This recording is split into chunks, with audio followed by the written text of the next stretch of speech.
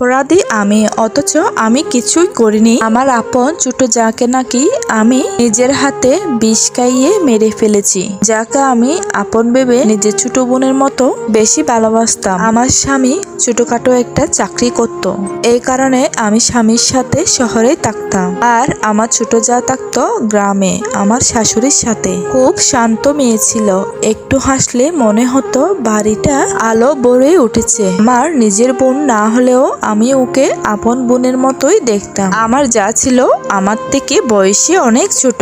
ঈদ আসলে আমি ফোন করে জিজ্ঞেস করতাম, তোমার কি লাগবে আমাকে বলো, আমি তোমার জন্য নিয়ে আসব। আমাদের সম্পর্কটা অনেক ভালো, অতি ভালো ছিল, যে কেউ দেখলে বলতো এরা আপন বোন নাকি। দেখে কেউ বুঝতে পারতো না আসলে আমরা যা।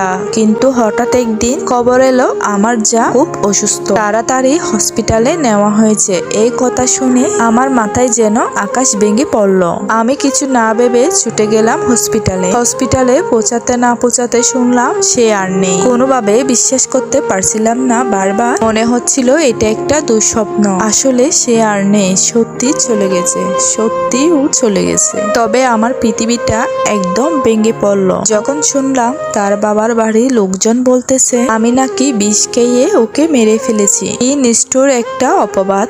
আমি যে তাকে নিজের ছোট বোনের মতো ভালোবাসতাম এটা সবাই জানতো, এমনকি ওর বাবার বাড়ির লোকজনও জানতো।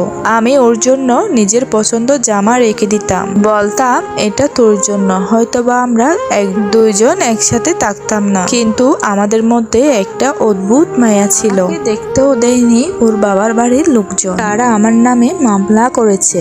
এখন আমি 1 নাম্বার আসামি। আমি এখন আদালতে যাই, আমি এখন থানা পুলিশ করি, আমি এখন পাড়ার মানুষের পিসপিসিনি শুনি। সবাই বলে ওই মেয়েটা না অনেক খারাপ, নিজের যাকে বিষ খাইয়ে মেরে ফেলেছে, আর সহ্য হচ্ছে না এই অপবাদ। মাঝে মাঝে মনে হয় ও যদি একটাবার ফিরে আসতো, ও যদি নিজের মুখে বলতে পারতো আমি কিছু করিনি, আমি ওকে মারিনি, তাহলে হয়তো একটু শান্তি পেতাম। জানে সে তো আর কোনোদিনও ফিরে আসবে না। আমি যতদিন বেঁচে থাকবো এই মিথ্যা অপবাদ নিয়ে এড়াতে হবে। শুধু ওর বাবার বাড়ির লোকদের কাছে একটা প্রশ্ন করতে ইচ্ছে করে, যার ভালোবাসা স্বার্থ ছিল, যার মায়া ছিল আপন বোনের মতো, তাকে কিভাবে এইভাবে দোষী বানা যায়? এই স্ত্রীটা যে আপু লিখে পাঠিয়েছে তার নামটা গোপনে রাখতে বলেছে। আসলে স্ত্রীটা শুনে অনেক বেশি খারাপ লাগলো। আমাদের সমাজে অনেক ঘটনা এমন ঘটে, কোনটা সত্য কোনটা মিথ্যা আমরা যাচাই বাছাই না করে আরেকজনের উপর